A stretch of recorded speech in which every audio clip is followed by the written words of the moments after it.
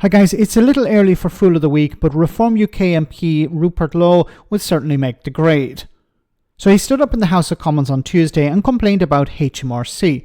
He mentioned how it takes ages for people to get in contact with someone at the public office and how emails and letters go unanswered. He then complained about how some individuals are treated when they eventually get through to someone, but was reined in by the Speaker for spewing for too long. Have a listen to this. Right, Rupert Lowe. Thank you, Mr. Speaker. Speaking as someone actively involved in a number of businesses, unlike the majority of the front bench, I spent far too much of my life trying to communicate with HMRC. I am not alone. Taxpayers cumulatively spent 798 years on hold with HMRC in 2022-3, with letters often going unanswered for months. When the phone is picked up, decent British taxpayers and their advisers are increasingly being treated like criminals by arrogant, petty, unaccountable bureaucrats. Will the Chancellor today commit to a comprehensive review of HMRC to make them as accountable to the taxpayer as the taxpayer is to them, starting with answering the first... Mr. Lowe, please. It's topicals. They're meant to be short and punchy, and I'm sure you're very good at that normally. Right. Okay, so what's the problem with this question? The problem with this question is who it's coming from.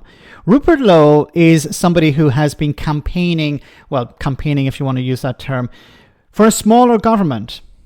He has been complaining about the size of the government. He's been complaining on a number of occasions of, the solution to the problem of government is smaller government, or no government at all maybe, but at least smaller government. So he wants fewer employees in HMRC, for example. So just think about it for a moment. If people are calling in with queries or with problems related to tax or to customs or whatever, well, if you have fewer staff, then the queue is going to be longer. There's going to be less time available for people to resolve their problems. So the problem of waiting and not having an answer will be greater. But there's also another problem. He's against the idea of people working from home. As we know, and there's a lot of data to back this up, people are more productive if they're working from home. So he would like a smaller government with fewer staff, fewer workers, and he doesn't want them working from home. So he wants them to be less productive.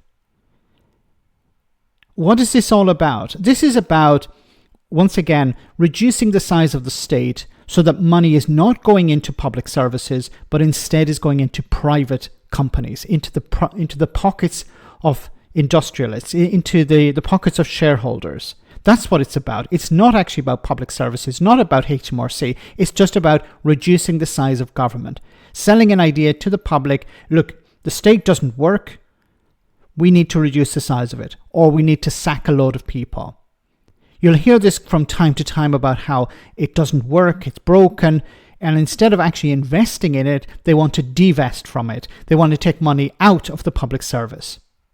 The Tories imposed austerity for more or less 14 years, and you ended up with broken public services. Reform UK want to double down on that, it seems. They want to reduce the size of the state, and they want to reduce its workforce, and at the same time pretend that it's possible to have a better outcome from that, to have a more streamlined or efficient service.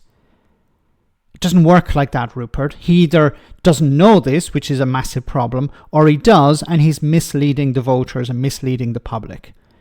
I'll leave it up to you to decide which one it is.